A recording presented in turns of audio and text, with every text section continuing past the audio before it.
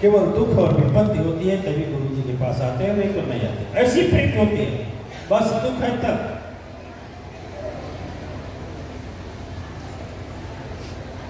बोलिए साचे दरबार की सतगुरु अवतार की। और ऐसी स्वार्थ रिश्ता संसार में रखते हो, भगवान से भी रखोगे, सदगुरु से रखोगे, तो अंतर्यामी है कि नहीं है? धरती वालों को मूर्ख बना सकते हो, लेकिन उनको मूर्ख नहीं बना सकते। नहीं मूर्ख बनाते हैं सर। यदि हार आगे तो बहुत बढ़िया बात, नहीं तोरे कमाई में आग लगो। अब मुठ ये बना खिया होता कि नहीं होता? इसका क्या मतलब है? इसका मतलब सीधे हुआ स्वार्थ का रिश्ता है। तो यदि दुख कट गया, दुख कटने में लेट लग गया तो गुरु जी और मैया छोड़ो, भागो दूसरे बाबा के चक्कर में पड़ो। और जब बाबा खूब धान चूस लें और तकलीफ ज्यादा बढ़ जाए तो फिर घूम करके वही आओ। अभी उठाएंगे तो कम से कम सैकड़ों लोग इसमें बैठे हैं जो यहाँ से जाके बाबाओं के यहाँ घूम कर आए। सैकड़ों लोग हैं। आपको विश्वास नहीं? उठाएं, विश्वास है? सही है। बस सुदर्शन जी को विश्वास है, और किसी को विश्वास नहीं? सही है। हम उनको आ रहे हैं, गुरु जी हमको न उठा, बागेश्वर बाबा ने चलो नहीं उठाए, नहीं उठाएंगे। लेकिन हाँ देखो, कहावत होती है, जिस पेड़ का पुकला रहता है उस छिलका उसी में लगता है। रोटी टुकड़ा उसी में से जाकर सटेगी जिसमें टुकड़ा किया गया है, दूसरे में नहीं सटेगा। इसलिए कहा जाता है कि यदि बाप अपनी संपत्ति में से नहीं देगा तो तेरा अंकल या पड़ोसी नहीं देगा। यदि सदगुरु नहीं देगा तो धरती पर कोई नहीं। अपने भावनाओं को इसमें ताली बजानी चाहिए। इसमें ताली बजाने की आवाज है। नेताजी भाषण थोड़ी दे रहे हैं, खुश हो जाए। और नेताजी लोगों को बजाना, हमारे लिए मत बजाना। हमारे लिए यदि अच्छी लगती है बात तो आप हृदय में बैठा लेना और उसका पालन करना। तो मैं तत्वदर्शी ब्रह्मज्ञानी कबीर के जीवन से बात कर, एक बात आती है उल्लेख। एक बार की बात थी कि एक बार की बात थी कि कुछ लोगों ने कबीर के खिलाफ में कुछ लोगों को भड़का दिया। क्या चलता, चलना भी चाहिए, चलेगा तभी क्या होगा, उसका मंत्र होगा ना। आज हमारा इतना विरोध हुआ है, जितना हम दोष होते हुए भी इतना हमारे ऊपर आरोप हुआ है, निर्दोष होते हुए भी हम क्या है, दुष्ट और आतंकवादियों से इतना सताया गया है कि दूसरा आदमी रहता तो चला जाता, नहीं तो डिप्रेशन हो जाता। क्यों महाराज जी? यहाँ तो कुछ आचार्य हैं, सैकड़ों हैं, जो 28 को आते थे, 29 को चले जाते थे। शेष दिन हमें खेलना पड़ता था, और गुरुकुल के बच्चे छोटे छोटे। लेकिन आज देखिए, उन लोगों ने लाख तोड़ने की कोशिश किया, लेकिन सत्य सत्य होता है नहीं होता है। आज देखिए सत्य उजागर हुआ और मातश्री परिवार की नींव इतनी मजबूत हो गई कि अब हिलाने से किसी की हिलेगा नहीं। वो हिलाते रहो, अब हिलाते रहो। हाँ, तेरा बुलडोजर से दीवार गिरा सकता है, लेकिन किसी के मन को नहीं गिरा सकता। नहीं ना, मन को नहीं गिरा सकता। अब मन से जो जुट गए हैं वह तेरे कहने से टूटेगा। लेकिन विरोधियों ने तत्वदर्शी ब्रह्मज्ञानी का विरोध किया, और विरोध करके तत्वदर्शी ब्रह्मज्ञानियों ने तत्वदर्शी ब्रह्मज्ञानी कबीर का एक वेश्या को तैयार किया। और ठीक कबीर के आश्रम के सामने बहुत बढ़िया हवेली बना है। हवेली जब पैसे से बनना है, वहां वैध पैसा है। ये बेचारे कहाँ ताना बुनना, गरीब आदमी बेचारे कपड़ा बेचना, ताना बुनते हैं ना लोग, दुल्हा ताना बुन करके उसमें ताना बाना सेट करके कपड़ा पहन करके बाजार में बेच करके अपनी जीविका चलाना। ठीक है, ढोंग पाखंड तो था नहीं, पड़े थे। ठीक बीच में रास्ता जा रहा था, ठीक सामने लोगों ने रखवा दिया उस वेश्या। बहुत सुंदरी वेश्या थी, उस समय की मशहूर थी। उसको सिखाया गया उसी समय तुम नाचना, उसी समय तुम अपना मृदंग बजवाना, जिस समय ढोलक तुम्हारा उस समय बजे, जिस समय सन्यासी ध्यान करे चाहे तपस्या, ठीक वही करती थी। लेकिन लोग सोचे कि इसके यहाँ लोग इसका टूट जाएंगे और इस कबीर यहाँ से भाग जाएगा, इसका तपस्या खंडित हो जाएगा। दिव्य आत्माएं कहा जाता है कि अब जो आदमी के कान में सदगुरु का महाज्ञानी कबीर की वाणी पड़ती थी, वो यही सोचता था कि जिंदगी तो नरक में चला गया। हड्डी चमड़े मांस को कुछ लोग सोचते थे, पसाते पसाते क्या हुआ, 10 मिनट के बाद उदासा निराशा हुई, यह पैसा धन बिना वजह इसमें लगाते हैं, महाराज जी के यहाँ चले कुछ शांति मिले। अब इसका टूटने लगा, उनका बढ़ने लगा।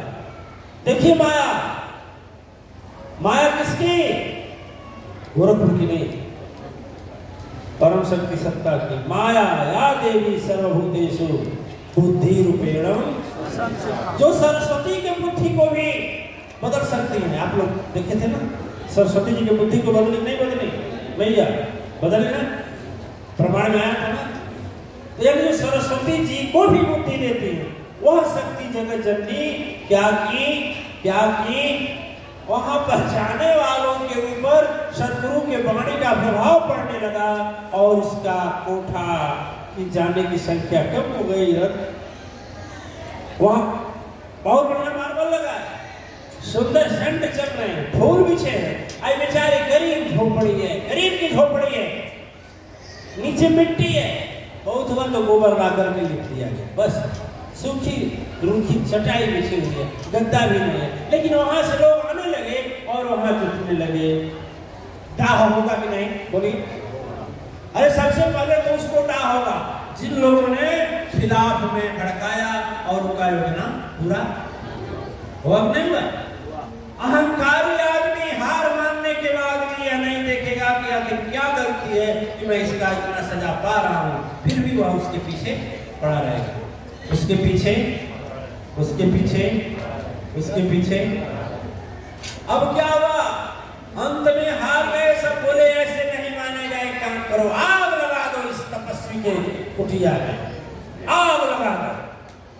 क्या करोगे? ठीक क्या करना था? उदंड जो है राक्षस बनकर आए हैं, वो सीधे साधे को सताने में द्वारा नहीं है। अरे किसी आतंकवादी को किसी उग्रवादी से लड़ते तब न पता लगता, सन्यासियों से तो कोई लड़ जाएगा, साधु सन्यासी महात्मा से, आप जैसे देवी देवता से तो कोई झगड़ लेगा नहीं, झगड़ लेगा कि करेगा क्या? लेकिन किसी आतंकवादी से लड़ो ना, पता लगा देगा कि क्या तेरी गर्मी है, ठंडा कर देगा, है कि नहीं? है कि नहीं?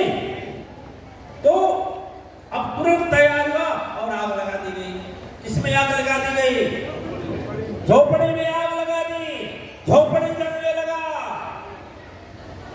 झोपड़ी जलने लगा। कबीर जी से कोई कहा कि आप यहाँ है बाजार में, आपके झोपड़ी में आग लगी है। कबीर खुश हो गए, बोले वाह धन्य है प्रभु, तेरी कितनी कृपा है।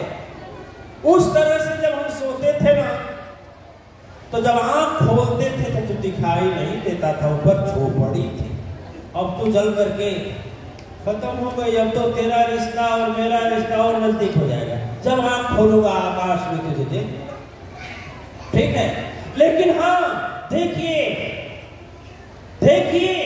परिणाम क्या हुआ? एक आग का शोला उठा और जाकर के तीन के घर में, तो जो आग लगाए थे उसके और वेश्या के आरोप में लगाया था, बस उसमें जाकर के गिर गया। पर्दा जलने लगा, पर्दा लकड़ी जलने लगी, हू नहीं धू धू।